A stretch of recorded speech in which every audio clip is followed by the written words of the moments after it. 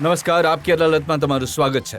આપકી અદાલતમાં અમે એવા લોકોને રજૂ કરીએ છીએ જે કોન્ટ્રોવર્સીસમાં ઘેરાયેલા રહે છે, વિવાદોમાં ઘેરાયેલા રહે છે, એવા લોકો જે છાપાઓની હેડલાઇનમાં રહે છે અને જેમના વિશે તમે વિચારો છો જો ક્યાંક મળી જાય તો એમને આ સવાલ પૂછીશું, એમને પેલો સવાલ પૂછીએ.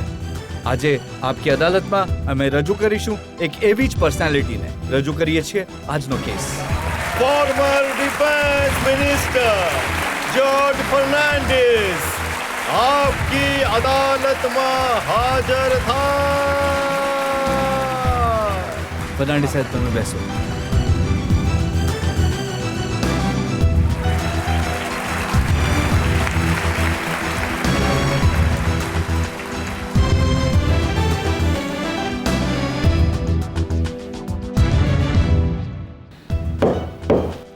અદાલતની કાર્યવાહી શરૂ કરવામાં આવે. તો કેસ શરૂ થાય છે. આપકી અદાલતમાં પહેલો આરોપ જ્યોર્જ ફર્નાન્ડિસ પર. આપકી અદાલતમાં જ્યોર્જ ફર્નાન્ડિસ પર આરોપ છે કે એમનું બેવડું વ્યક્તિત્વ છે. જ્યોર્જ સાહેબ, જો તમારી જુવાનીની વાત યાદ કરાવું તો તમે પ્રીસ્ટ બનવા ઈચ્છતા હતા, ચર્ચમાં પાદરી બનવા ઈચ્છતા હતા. જી હા, ગયો હતો સેમિનરીમાં, પણ ત્યાં જે અનુભવ થયા ત્યાં કથની અને કરનીમાં તફાવત મેં અનુભવ્યો, તો હું ત્યાંથી ભાગી નીકળ્યો. પણ સૌથી વધારે કથની અને કરણીમાં અંતર તો રાજનીતિમાં હોય છે, તો અહીંયા કેમ આવી ગયા તમે? ત્યારે મને ખબર ન હતી. ત્યારે મને ખબર નહીં હતી. હું રાજનીતિથી બહુ ઘણો દૂર હતો. મારી ઉંમર હતી 16-17 વર્ષ. એ સમયે તમે કહ્યું હતું કે જે રિલિજન છે અને ઓર્ગેનાઇઝડ રિલિજન છે, ઇટ્સ ઓલ હમ્બગ. જી હા, કારણ કે જે લોકોને કહેવાય છે કે કઈ રીતે એમણે પોતાના જીવનને ચાલવવું જોઈએ, શું નહીં કરવું જોઈએ, કઈ વસ્તુ પાપ છે, કયા પુણ્ય છે, એ બધું કહેવાય છે, તો કહેવાવાળા લોકોને પોતે અમલ નથી કરતા. 16 વર્ષની ઉંમરમાં તમને અહેસાસ થઈ ગયો તો આ સ્પ્લિટ પર્સનાલિટી નથી કે 74 વર્ષની ઉંમરમાં તમે ચેન્નાઈ જાઓ છો શંકરાચાર્યને ડિફેન્ડ કરવા માટે? માનવીય અધિકારના મામલામાં હું તો ઘણો કડક માણસ છું અને જ્યાં પણ એનું ઉલ્લંઘન થશે ત્યાં હું જાઉં છું. અને અહીંયા મેં જોયું કે સુપ્રીમ કોર્ટનો નિર્ણય હતો કે સમાજના ક્યાં લોકોને કઈ રીતે જો એમની ધરપકડ થતી હોય તો એમની સાથે શું વ્યવહાર થવો જોઈએ વગેરે વગેરે.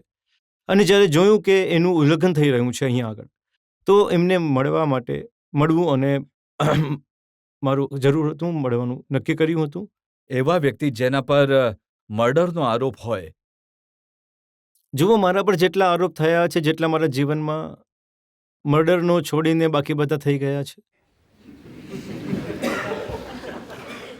તો એટલે આ જે આરોપો હોય છે, હું આરોપ પર વિશ્વાસ નથી કરતો. હું જેમ કે એક આરોપ મારા પર થયો જેનો હજી સુધી ખુલાસો નથી થઈ રહ્યો, અને એ હતો કે હું જવાનોનું લોહી પીતો હતો અને પૈસા બનાવતો હતો. હવે આરોપ તો એ લાગી રહ્યો છે કે તમે શંકરાચાર્ય સાથેની તમારી મુલાકાતનો ધર્મનો ઉપયોગ તમારી રાજનીતિ માટે કરી રહ્યા છો. તમે જયલલિતાને કિનારે લગાવવા માટે શંકરાચાર્યને મળ્યા જેથી કરુણાનિધિ સાથે તમારી દોસ્તી હજી વધે. જો કરુણાનિધિ સાથે મારી દોસ્તી ઇમરજન્સીની છે, આજની નથી.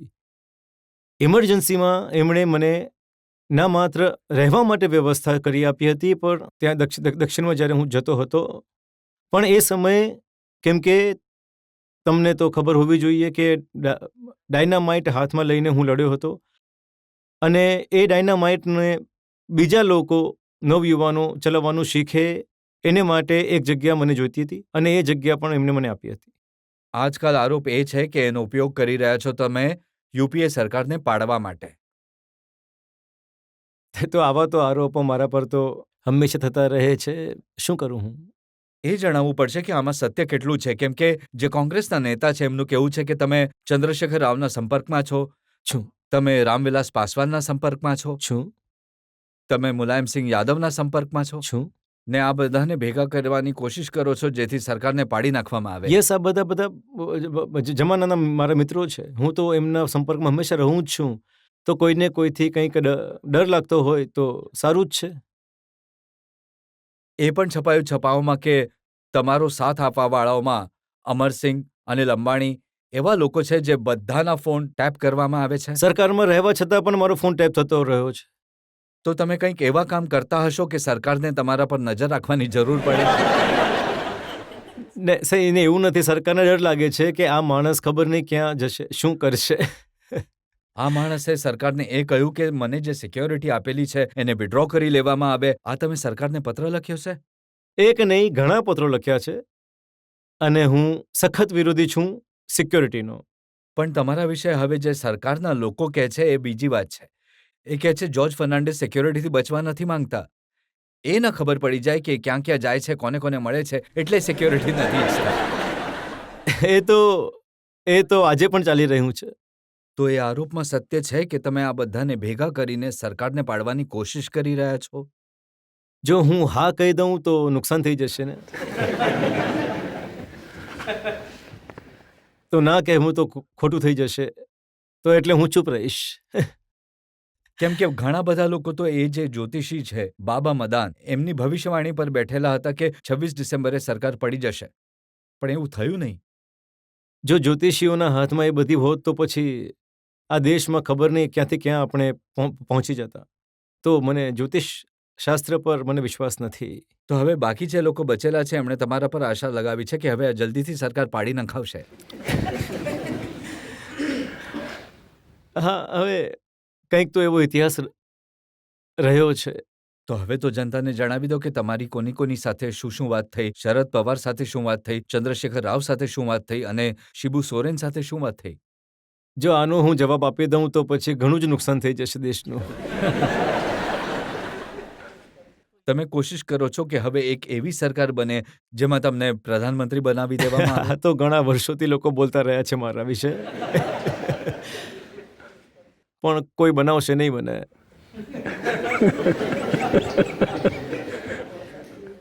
કેમ નહીં બનાવે તમને?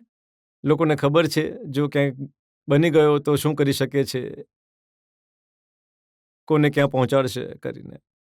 તો અમે ક્યાં સુધી રાહ જોઈએ તમારે જે એફર્ટ્સ ચાલી રહ્યા છે એને પૂરા થવાની? મારી સલાહ છે કે થોડી રાહ જુઓ, થોડા દિવસો સુધી. બ્રેક પછી તમે કહેશો કે શું થશે. આપણે રોકાઈશું એક બ્રેક માટે અને આ બ્રેક બાદ જ્યોર્જ ફર્નાન્ડિસ પર જનતાના આરોપો અને સવાલોનો સિલસિલો ચાલુ રહેશે.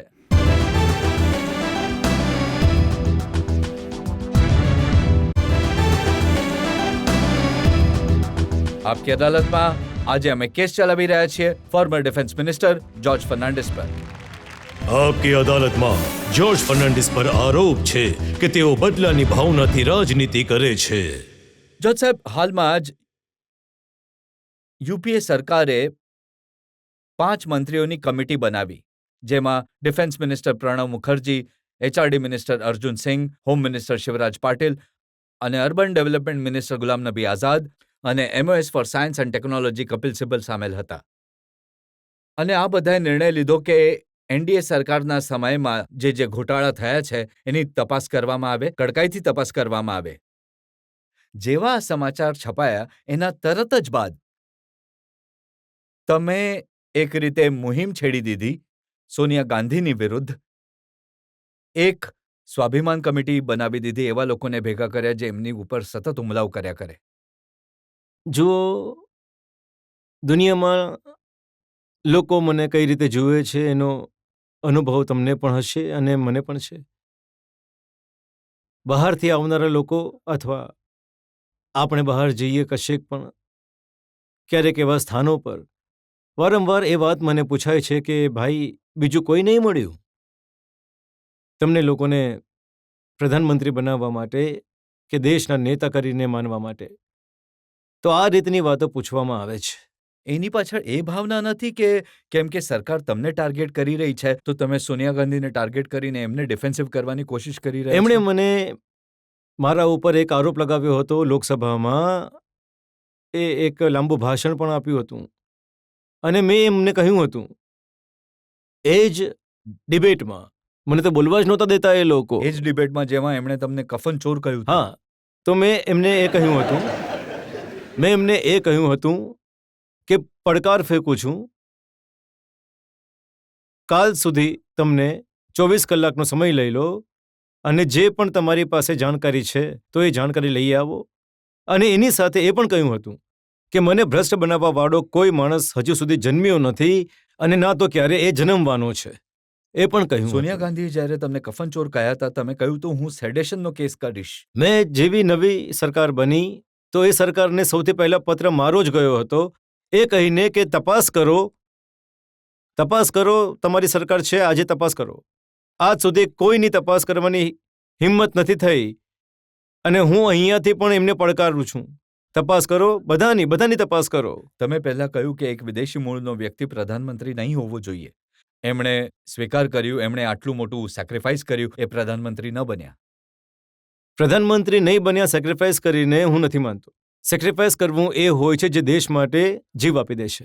જે માણસ હાથમાં આવેલી પ્રધાનમંત્રીની ખુરશી છોડી દે એવી વ્યક્તિને પણ તમે સેક્રિફિસ હાથમાં નહીં આવી હતી. આ ગેરસમજણમાં છો તમે લોકો. હાથમાં નહીં આવી હતી. જો એમને રાષ્ટ્રપતિએ સરકાર બનાવવા માટે આમંત્રિત કર્યા હતા, બધા દળોએ એમને પોતાના નેતા ચૂંટ્યા હતા. એ તો તમારું ઓબ્સેશન છે સોનિયા ગાંધી વિરુદ્ધ કે તમે આવું વિચારો છો. મારું કોઈ ઓબ્સેશન નથી. મારો એટલો ગુસ્સો છે અને ગુસ્સો એટલે છે કેમ કે જુઠ્ઠું બોલવામાં ઘણા હોશિયાર છે. એમણે જ્યાં ઇલેક્શનના સમયે તમને તમારું ભણતર કેટલું છે આ બધી વસ્તુઓને લખીને આપવાની હોય છે, તમારી આવક શું છે વગેરે વગેરે, આ લખીને આપવાનું હોય છે. લખીને જ નહીં પણ એફિડેવિટ કરીને આપવાનું હોય છે. એમણે એફિડેવિટમાં લખીને આપ્યું કે હું કેમ્બ્રિજ યુનિવર્સિટીમાં ભણી છું. આ કેમ્બ્રિજ યુનિવર્સિટીમાં નથી ભણ્યા. પાછલી વખતે પણ એમણે આવું જ ખોટું લખીને આપ્યું હતું અને જ્યારે એને ઉચકીને કહી દીધું તો એ કહેવાયું કે એ ટાઈપિંગ એરર થઈ ગઈ, કે એ યુનિવર્સિટીમાં ભણ્યા છે એ ટાઈપિંગ એરર થઈ ગઈ. એમને જુઠ્ઠું પણ સારી રીતે બોલતા નથી આવડતું. તમે શું કર્યું? તમે એવા જે નેતા જે રિટાયર્ડ હર્ટ થઈ ગયા હતા, ચંદ્રશેખર છે, સુબ્રમણ્યમ સ્વામી છે, આ બધાને ભેગા કરીને મોરચો બનાવે સોનિયા ગાંધી વિરુદ્ધ. નહીં, કોઈની વિરુદ્ધ નથી. આ રાષ્ટ્રના સ્વાભિમાનને જ્યાં ઈજા થાય છે તો એને ઈજા નહીં થવા દઈએ. જજ સાહેબ, રાષ્ટ્રનું સ્વાભિમાન તો તમારે ત્યારે વિચારવું જોઈતું હતું. 6 વર્ષ તમે સરકારમાં હતા. એના પહેલાથી આ વાતને લઈને એનડીએના પાર્ટનર્સ, જેમાં તમે ખાસ હતા, એ કહેતા હતા કે એક ફોરેન ઓરિજિનના વ્યક્તિએ પ્રધાનમંત્રી ન બનવું જોઈએ, રાષ્ટ્રપતિ ન બનવું જોઈએ. કેમ નહીં કાયદો પસાર કર્યો? અમારી સરકારે મોટી ભૂલ કરી. આ કાયદો પાસ થવો જોઈતો હતો, પણ આમાં જે પણ એનો ઇતિહાસ છે કેમ નથી આ થયું. તો હવે હું અહીંયા એ નહીં બોલીશ. જનતામાંથી ઘણા બધા લોકો સવાલ પૂછવા ઈચ્છે છે. જી હા, તમે પૂછો. જોર સાહેબ, વર્ષો પહેલા જ્યારે તમે શ્રી પાટીલ સાહેબને બોમ્બે ચૂંટણીમાં હરાવ્યા હતા તો હું એ દિવસે બોમ્બેમાં હતો. મેં લોકોનો ઉત્સાહ તમારા પ્રત્યે જોયો છે. ત્યાંના ટેક્સી ચાલકોનું જે જુલુસ નીકળ્યું હતું એ પણ મેં જોયું છે. ત્યારે તમે એક fire brand trade union leader હતા. પણ હવે લોકોનું માનવું એ છે કે તમારી ના કોઈ પાર્ટી છે, ના તમારી કોઈ કોન્સ્ટિટ્યુઅન્સી છે, ના તમારી પાસે કોઈ પ્રોગ્રામ છે. પાર્ટીનો અધ્યક્ષ છું, સંસદનો સદસ્ય છું અને દિવસ રાત જનતાની વચ્ચે રહું છું અને કામ કરું છું. પણ છાપાઓમાં એ છપાય છે કે જે પાર્ટીના તમે અધ્યક્ષ છો એ પાર્ટીમાં તમારું નથી ચાલતું.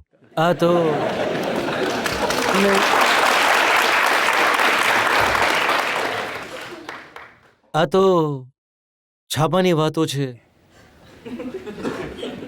છાપાની વાતો છે. હું માનું છું કે જ્યાં ખાનદાની ચાલે છે મામલો તો ત્યાં આ બધી વાતો થઈ શકે છે કે એક વ્યક્તિ બધું જ નક્કી કરે અને બધા લોકો એને માની નહીં ચાલે. અમારી પાર્ટીમાં એક વ્યક્તિ કોઈ નક્કી નથી કરતો. મેં જોયું છે, તમને અમે કોઈ પણ સવાલ પૂછે તમે એને ફેરવીને સોનિયા ગાંધી પર લઈ આવશો. નહીં, સોનિયા ગાંધી પર નહીં. આ તો એક વ્યક્તિની વાત નથી. ખાનદાની રાજનીતિ આપણા દેશમાં જે રીતે ચાલી રહી છે, આ જો ચાલતી રહે તો ક્યાં જશે આ દેશ? કેમ આટલી વધારે તમારી નારાજગી છે સોનિયા ગાંધીથી? નહીં, આ તો તમે લોકો કેમ આટલું સોનિયા ગાંધી પર બોલો છો? હું એમનું નામ પણ નથી લેતો, તમે લોકો જ એમનું નામ લઈને બધું ચલાવી રહ્યા છે. શંકરાચાર્યના મામલામાં જેનાથી સોનિયા ગાંધીને કોઈ લેવા દેવા નથી. જ્યારે તમે પ્રેસ કોન્ફરન્સ કરી શંકરાચાર્યની ધરપકડ માટે પણ તમે સોનિયા ગાંધીને જવાબદાર ગણાવી ના, દીધા. મેં નહીં ગણાવ્યા. મેં નથી ગણાવ્યા. તમારું નિવેદન છે મારી પાસે. જ્યોર્જ ફર્નાન્ડિસ અને ડોક્ટર સુબ્રમણ્યમ સ્વામીના સ્વાભિમાન મંચે શંકરાચાર્યના પ્રકરણમાં હવે કોંગ્રેસ અધ્યક્ષ સોનિયા ગાંધીને ખેંચવાની કોશિશ કરી છે. ડોક્ટર સ્વામીએ આરોપ લગાવ્યો કે તમિલનાડુના મુખ્યમંત્રી જયલલિતાએ સોનિયા ગાંધીના દબાણમાં કાંચી કામકુટેના શંકરાચાર્યની ધરપકડ કરી. એને લઈને દિલ્હીના એક 5 સિતારા હોટેલમાં ષડયંત્ર રચવામાં આવ્યું.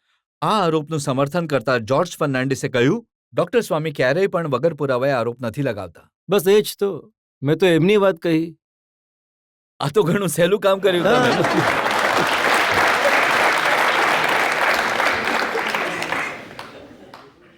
તો હું તો સ્વામીને કંઈક દશકોથી જાણું છું.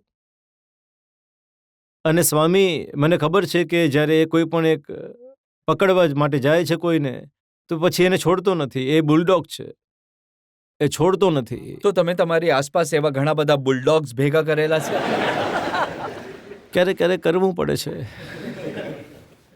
અત્યારે સોનિયાજી વિશે વાત થઈ રહી હતી કેમ કે આ એક હિન્દુ દેશ છે અને એ અહીંની વહુ છે, તો એમને કેમ એ રાઇટ ન આપવામાં આવે કે એ અહીંની પ્રધાનમંત્રી બની શકે? જ્યારે આપણે એમને એક્સેપ્ટ કરી ચૂક્યા છે એકવાર, તો એ તો મેમ્બર બની ગઈ છે આપણા પરિવારની, આપણા દેશની. તો જે રીતે બાકી બધા મેમ્બર્સ છે એ પણ સંપૂર્ણ હક રાખે છે પ્રાઇમ મિનિસ્ટર કે કંઈ પણ બનવાનો. જો આટલા મોટા દેશમાં એક વ્યક્તિ નહીં મળી શકતો હોય આ દેશનો પ્રધાનમંત્રી બનવા લાયક, તો પછી કોણ આ દેશની ઇજ્જત કરશે?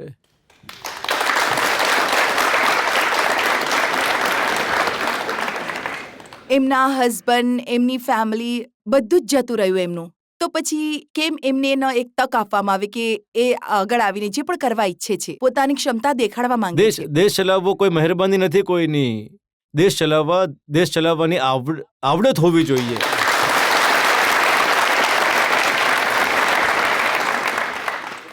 જ્યોર્જ સાહેબ, એમનો મૂળ સવાલ એ હતો, આપણી સંસ્કૃતિ અનુસાર જે છોકરી ઘરે આવી જાય છે એ તો પરિવારની સભ્ય બની તો એ જાય છે. ઘરમાં જ બેસે. હું ક્યાં કહું છું કે બહાર જાઓ.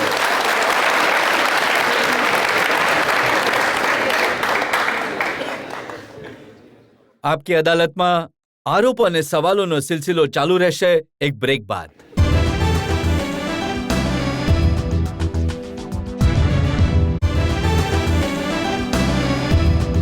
આપકી અદાલતમાં આજે આરોપો અને સવાલોના ઘેરામાં છે પૂર્વ રક્ષામંત્રી જ્યોર્જ ફર્નાન્ડિસ. આપકી અદાલતમાં જ્યોર્જ ફર્નાન્ડિસ પર આરોપ છે કે રાજનીતિમાં એમણે તકવાદનો સહારો લીધો. જો સાહેબ, એક જૂની વાત તમને યાદ કરાવવા ઈચ્છું છું. ડોક્ટર રામ મનોહર લોહિયા, જેમના કારણે તમે રાજનીતિમાં એન્ટર કર્યું, જે તમારા રાજનીતિના ગુરુ હતા. ફરુખાબાદ લોકસભા પેટા ચૂંટણી માટે કદાચ 1967ની વાત છે. એમણે જનસંઘનું સમર્થન લેવાનું સ્વીકાર્યું હતું અને તમે કહ્યું હતું કે જે જનસંઘનું સમર્થન લેશે એ પોતાનું મોઢું કાળું કરશે. આ વાત સાચી છે? જી. એના પછી ડોક્ટર લોહિયાએ કહ્યું હતું કે અમે તો એકવાર મોઢું કાળું કર્યું છે, જે અમારો વિરોધ કરી રહ્યા છે એ 3 વાર મોઢું કાળું કરશે. આવું નહોતો બોલ્યો. મને તો લાગે છે કે તમે 3 વાર બીજેપીની મદદથી કોઈને કોઈ સરકારમાં મંત્રી બનીને એમની વાતને સાચી સાબિત કરી દીધી. એમના પૂરા શબ્દો હું જણાવું છું તમને. જ્યોર્જને ખબર હોવી જોઈતી હતી કે આ મારો લખેલો પ્રસ્તાવ છે. જ્યોર્જે અહીંયા કહ્યું કે આ પ્રસ્તાવના આધાર પર આગળ વધીને જે લોકો પોતાનું મોઢું કાળું કરીને આવશે ત્યાં સુધી એ આ લડાઈને ચલાવતો રહેશે. હું જ્યોર્જ ફર્નાન્ડિસને કહેવા ઈચ્છું છું કે મારું મોઢું કાળું થતાં પહેલાં એનું મોઢું ડબલ કાળું થઈ જશે. આ ડૉક્ટર સાહેબનું વાક્ય હતું અને મેં મનથી આનો વિરોધ કર્યો. જે વસ્તુનો તમે વિરોધ કર્યો તો એ સમયે જ્યારે તક મળી મંત્રી બનવાની તો 77ની સરકારમાં મંત્રી બન્યા. જી હા. તો જનસંઘની મદદથી. નહીં 89માં જ્યારે મંત્રી બન્યા એ સરકાર બીજેપીની મદદથી બિલકુલ ચાલી. જ ખોટું છે. અને એનડીએની સરકાર બીજેપીની મદદથી ચાલી રહી નથી. છે. એનડીએની સરકાર એનડીએની છે, એ બીજેપીની નથી. આ તો એનડીએની સરકાર છે. આ સરકારમાં બીજેપીનો કાર્યક્રમ નથી. આ સરકારમાં એ કાર્યક્રમ છે જે અમે લોકો બેસીને નક્કી કર્યો હતો તો સરકાર એને માટે. રાજનૈતિક અવસરવાદિતા નહીં કહીશું કે જે બીજેપી જે જનસંઘની આઈડિયોલોજીનો તમે જીવનભર વિરોધ કરતા રહ્યા એની સાથે મળીને સરકારો બનાવો. સરકાર તો એ કાર્યક્રમ પર બની હતી જે સમાન બધા માટે મળીને બનાવેલો કાર્યક્રમ હતો ને. વાત સાચી નથી કે જ્યારે વાજપેયીજીની સરકાર હતી તો તમે એ સરકાર માટે સંકટ મોચકની જેમ કામ કરતા હતા? જો તમિલનાડુમાં પ્રોબ્લેમ થાય તો જયલલિતા સાથે વાત કરવા જોર્જ ફર્નાન્ડિસ જશે. જો વેસ્ટ બેંગોલમાં વાત કરવી હશે મમતા બેનર્જી સાથે વાત કરવા જોર્જ ફર્નાન્ડિસ જશે. જી વળી એમની પોતાની પાર્ટીમાં પ્રોબ્લેમ થતો તો એ પણ ઉકેલવા જોર્જ ફર્નાન્ડિસ જતા હતા.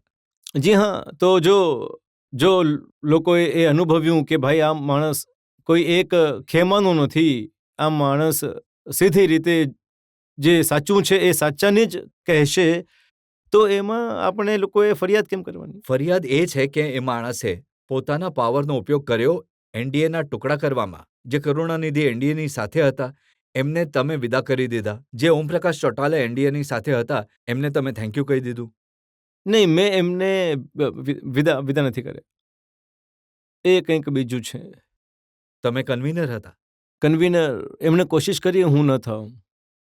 ઘણી કોશિશ કરી પણ એ બચાવી નહીં શક્યો. તમે કહો છો કે તમે ઈચ્છતા હતા કે કરુણાનિધિ એનડીએમાં બની? બિલકુલ. તમે ઈચ્છતા હતા ઓમપ્રકાશ ચૌટાલા જી એનડીએમાં હા. બન્યા રહે? તમે ઈચ્છતા હતા રામવિલાસ પાસવાન એનડીએમાં બન્યા રહે? નહીં જાય, એ નહીં જાય બહાર. તો કેવા કન્વીનર થયા જેનું બિલકુલ ચાલતું નહોતું?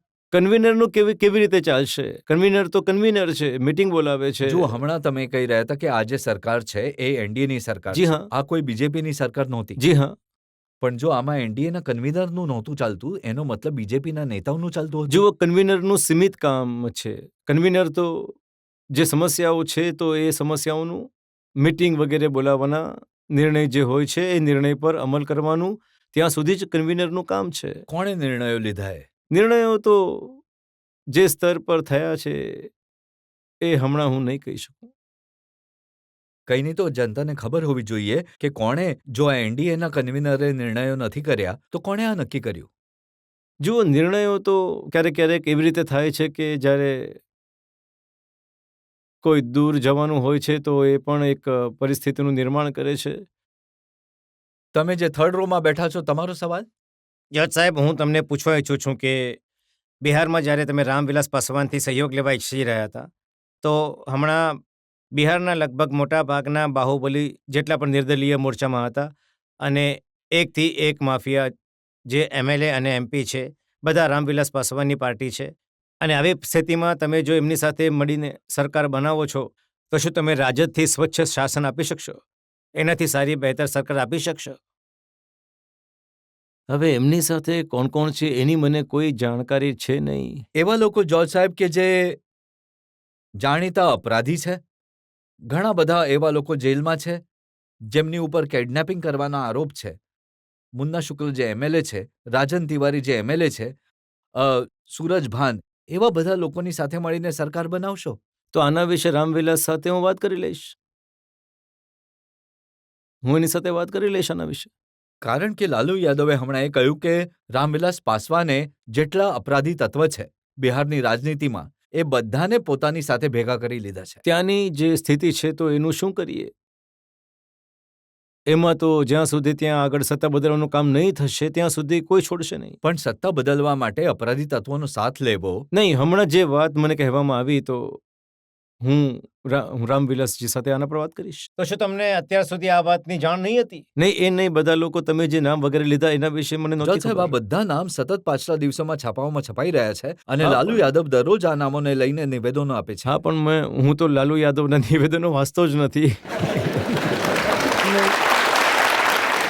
આપકી અદાલતમાં આજે આપણે કેસ ચલાવી રહ્યા છીએ former defence minister George Fernandes પર. આરોપો અને સવાલોનો સિલસિલો ચાલુ રહેશે એક બ્રેક બાદ.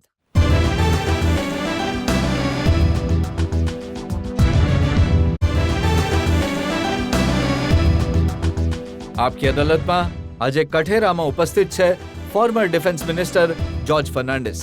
આપકી અદાલતમાં જોર્જ ફર્નાન્ડિસ પર આરોપ છે કે એમણે સિદ્ધાંતોની સાથે સમાધાન કર્યું.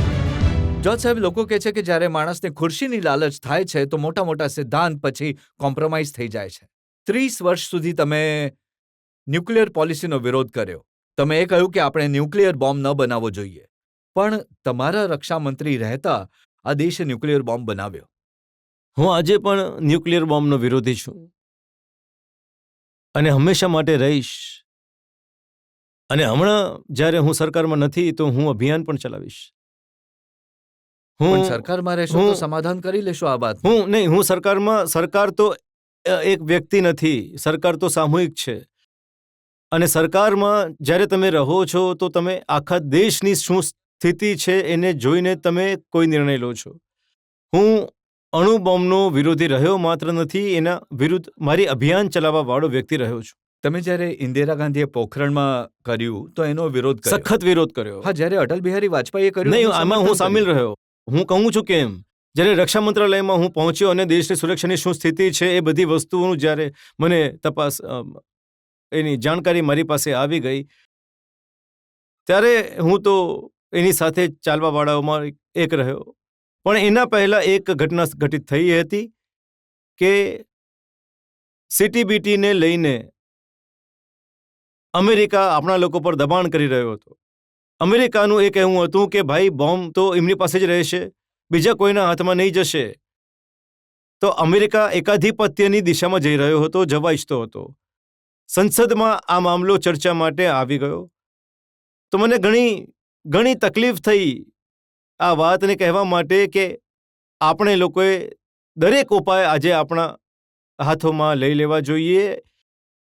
અને એમાં સિદ્ધાંત વગેરેને મેં બાજુમાં મૂકી દીધા અને મેં કહ્યું કે હું અમેરિકાનું આ જે એક પ્રકારની જબરદસ્તી થઈ રહી છે એને આપણે થવા નહીં પણ દઈએ. તમારી સરકાર પર તો સતત એ આરોપો લાગ્યા કે તમારી નીતિઓ, ખાસ કરીને ડિફેન્સની નીતિઓ, અમેરિકાના દબાણમાં બંધી હતી. નહીં, આપણી નીતિઓ કોઈ પણ હું તો રહ્યો છું એ સમયે રક્ષા મંત્રી, અને કોઈ પણ મામલામાં અમેરિકાના દબાણમાં અમારી સરકાર નથી ગઈ. જો સાહેબ, આપણા દેશના રક્ષા મંત્રી જ્યારે અમેરિકા જાય, તપાસના નામ પર કપડાં ઉતારવામાં કહેવામાં આવે, આનાથી વધારે શરમની વાત દેશ માટે શું હોય? તો રશિયાના જ્યારે વિદેશ મંત્રી અમેરિકા ગયા હતા તો એમની પણ એ જ સ્થિતિ થઈ ગઈ. રશિયાનું સ્વાભિમાન નહીં હોય, પણ આપણા દેશનું નહીં, તો સ્વાભિમાન છે. એમાં મારું કોઈ નહીં.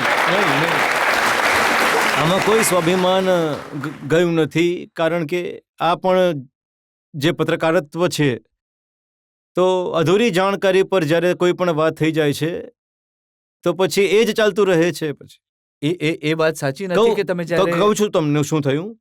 મને લઈ જવા માટે મારી સાથે આપણા એમ્બેસેડર હતા. એમ્બેસેડર સિવાય ત્યાંના એક બે લોકો હતા. હવે અમે લોકો કે ત્યાં જતા નહોતા. અમે લોકો ત્યાંથી બહાર આવી રહ્યા હતા. તો બહાર આવતી વખતે ત્યાં બે પોલીસના લોકોએ કહ્યું કે ભાઈ તમારે રોકાવું જોઈએ અહીંયા. અમે રોકાઈ ગયા. આપણા એમ્બેસેડર બૂમો પાડતા રહ્યા કે આ અમારા રક્ષામંત્રી છે, પણ એમના કાનમાં કંઈ નહીં ગયું. તો એ પોતાની જ વાતો ચલાવતા રહ્યા. તો એમણે કહ્યું કે તમારે કોટ તમારો કાઢવો પડશે. મેં કાઢી નાખ્યો કોટ. એમણે કહ્યું કે તમારે તમારા બૂટ કાઢવા જોઈએ. તો હું તો એવા બૂટ પગમાં પહેરું છું કે જે આમ કરવાથી આમ નીકળી જાય છે. તો મેં પણ કાઢી નાખ્યા. તો એવી કોઈ વાત ત્યાં આગળ નથી થઈ કે એ લોકોએ મને અંદર જતી વખતે કોઈ એવો મારી સાથે વ્યવહાર કર્યો કે હું એમની ઠીક જવાબ આપતો. માત્ર એટલે કે સુપર પાવર છે એટલે તમે ચૂપ રહી જશો? નહીં, એ સુપર પાવર વગેરેની વાત નથી. રાષ્ટ્રોમાં જે સંબંધો હોય છે તો એ સંબંધોના અનેક પહેલું હોય છે. તો એક વ્યક્તિ સાથે કોઈએ દુર્વ્યવહાર કર્યો કરીને આખા દેશનું જે કામ ચાલી રહ્યું છે, આગળ જઈ રહ્યું છે, તો એને ધોકામાં નાખવું ઠીક નથી. પણ તમે તો ક્યાંય ફરિયાદ પણ ન કરી એની. નહીં, ફરિયાદ કરવાની શું જરૂર હતી? કારણ કે એમ્બેસેડર ત્યાં આગળ છે. એમ્બેસેડરે પોતાના રિપોર્ટ અહીં મોકલ્યો, તો બીજા કોઈને ફરિયાદ કરવાની. જો સ્ટ્રોબ ટેલ્બર્ટ પોતાના પુસ્તકમાં ન લખત, અમને ખબર જ નહીં પડત કે તમારું અપમાન કેવી રીતે થયું હતું. નહીં, હું તો કહેતો ક્યારેક તો કહેતો, એવી કોઈ વાત નથી. જ્યારે અમેરિકામાં તમારી સાથે દુર્વ્યવહાર થયો હતો તો તમને ગુસ્સો નહોતો આવ્યો? ગુસ્સો તો હવે મને આવે છે, પણ એ રોકાતો નથી મારી પાસે. એ જતો રહે છે. તમને નથી લાગતું કે આના માટે તમારી પાસે માફી માંગવી જોઈતી હતી અમેરિકન સરકારે? હવે અમેરિકાનો કોણે આર્મીટે જે તો માફી માંગી છે એણે ઘણી મોટી માફી માંગી છે, મામૂલી નહીં. જનતામાંથી ઘણા બધા લોકો સવાલ પૂછવા ઈચ્છે છે. જી હા, તમે પૂછો. મારો એક મહત્વનો સવાલ છે તમારા માટે સર. સૌથી પહેલા, આપણા દેશમાં મોટા પ્રોબ્લેમ છે, તેમાંથી એક તો છે ભ્રષ્ટાચાર. એક મોટા નેતા તરીકે અને લાંબા સમયથી સત્તામાં રહેતા તમે શું કર્યું છે ખાસ આને દૂર કરવા માટે, મને કહેશો? અફસોસ એ છે કે આપણા દેશમાં આ બીમારી ત્યાં સુધી ફેલાઈ ચૂકી છે આજે કે હું તો હેરાન છું કે ક્યારે અને કેવી રીતે આપણે આનાથી બહાર કાઢી શકશું દેશને. તમારા પર પણ ભ્રષ્ટાચારના આરોપો ઓછા નથી લાગ્યા? મારા ઉપર કયો કે એકાદ કોઈ એક પણ મારા ઉપર ભ્રષ્ટાચારનો તમે આરોપ લઈને આવીને એનું જે લેટેસ્ટ આરોપ લાગ્યો છે એ તમને જણાવું છું. લાલુ યાદવે કહ્યું કે જે તેલગી કાંડ છે એમાં ક્યાંક ને ક્યાંક તમારું ઇન્વોલ્વમેન્ટ હતું. એમણે ફોટા બતાવ્યા છે જેમાં તમે એ જ ગ્રુપમાં હાજર છો જેમાં તેલગી હાજર છે. જો ફોટો એક શું એક એવિડન્સ હોય તો મેં લાલુને જ અહીં પહોંચાડી દીધું કે જુઓ તમારી સાથે જેટલા મારા ફોટા છે તો જો ફોટાને જોઈને તેલગી અને મને જોડો છો તો પછી તમારા જે બધા પાપ છે એ પણ મારી સાથે આવી જશે.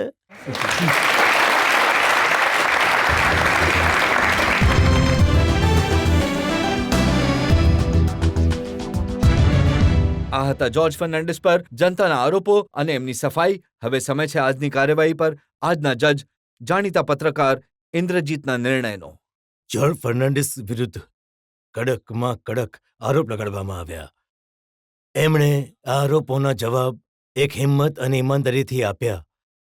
અમુક સવાલોના જવાબ એમના નબળા હતા. એમણે ઉલ્લેખ કર્યો રાષ્ટ્ર સ્વાભિમાનનો અને પછી ઈમાનદારીથી એ જણાવ્યું કે ઈચ્છતા હતા કે લો બને જેનાથી ફોરેનર્સ નહીં બની શકે પ્રધાનમંત્રી, પણ એ નહીં કરી શક્યા. આખી વાર્તા એમણે નહીં સંભળાવી. આશા કરીશું કે કોઈ દિવસ આખી વાર્તા પણ એ સંભળાવે.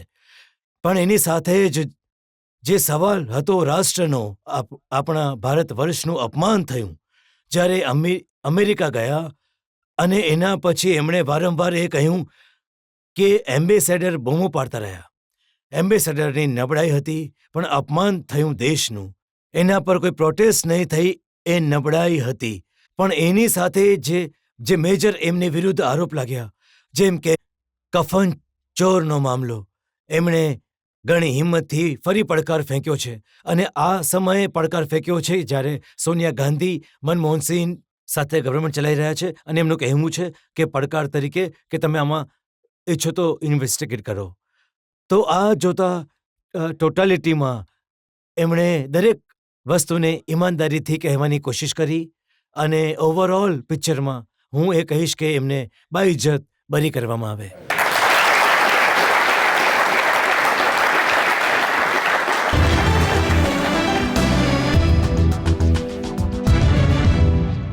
આ હતા જનતાના આરોપો, જ્યોર્જ ફર્નાન્ડિસની સ્પષ્ટતા અને જનતાના જજનો નિર્ણય. જ્યોર્જ ફર્નાન્ડિસની વાતો પર બિહારની જનતા કેટલો વિશ્વાસ કરે છે એનો નિર્ણય થશે આવનારા દિવસોમાં થનારી વિધાનસભાની ચૂંટણીમાં.